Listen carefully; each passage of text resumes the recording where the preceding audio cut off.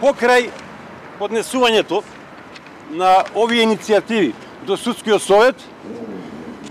Друженијето Зелена лупа исто така ќе поднесе кривични пријави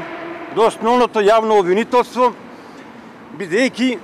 овие судии, искористувајќи ја службената положба и овластувања на собствениците на спортските клубови, им овозможија материјални добра со незаконско избегнување на постоечките обврски на штета на доверителите. Клубовите кои се трансформираа во акционерски друштва без да вложат ниту еден